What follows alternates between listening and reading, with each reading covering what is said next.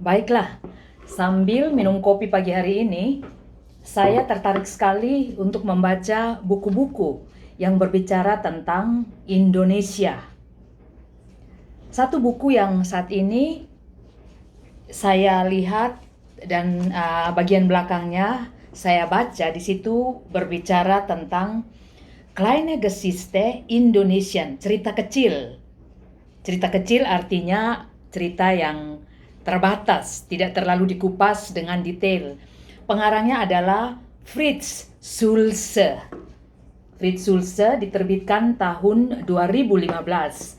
Tapi yang sangat saya sayangkan di sini, dari beberapa buku tentang Indonesia yang saya baca, maupun juga dari beberapa berita yang selalu saya lihat di televisi maupun yang saya baca di internet, penekanan tentang Indonesia yang adalah negara demokrasi, negara Pancasila, dapat disalah mengerti oleh kebanyakan orang yang sama sekali tidak memahami Indonesia itu negara seperti apa.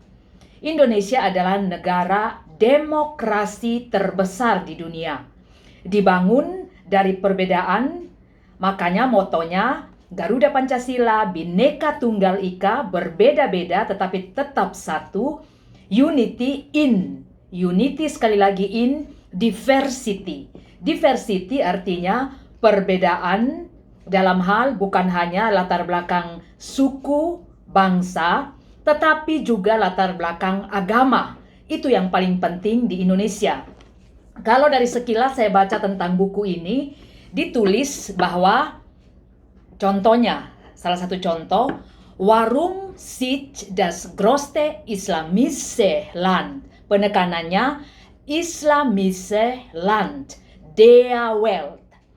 Erfolgreich auf dem Weg zu Demokratie befindet. Untuk saya, buku ini bisa disalahpahami, sehingga pemahaman orang tentang Indonesia dihubungkan dengan negara Muslim. Artinya, syariat Islam adalah dasar negara, otomatis. Orang akan berpikir demikian. Tetapi satu hal itu adalah pemahaman yang sangat salah dan keliru, sebab Indonesia bukan das größte. Sekali lagi, Indonesia bukan das größte islamische Land der Welt.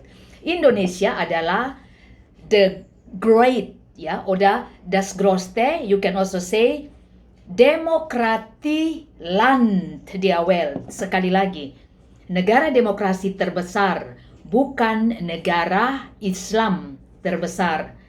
Islamnya sangat luar biasa di Indonesia karena hidup berdampingan dengan agama lain, tetapi Islam bukan dasar negara Indonesia.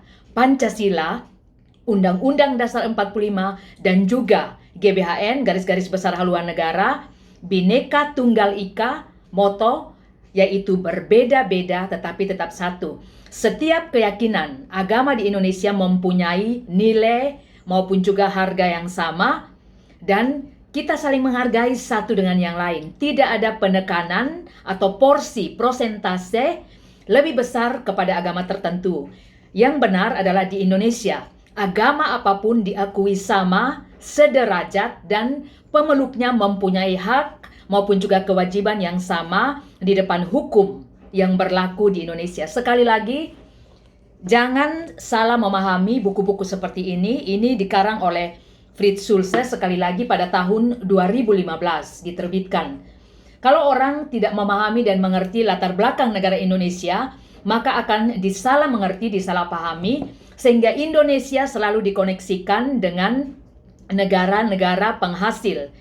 Salah satunya misalnya teroris, atau juga yang menekankan secara radikal ajaran-ajaran Islam. Tetapi Indonesia tidak demikian. Karena Indonesia adalah negara demokrasi, sekali lagi, negara demokrasi terbesar di dunia, bukan negara Muslim terbesar di dunia. Paham ini harus diperbaiki, kalimat ini harus diperbaiki karena sekali lagi Indonesia adalah negara demokrasi terbesar di dunia. Maju terus Indonesia, pertahankan Garuda Pancasila sebagai dasar negara Indonesia. Merdeka!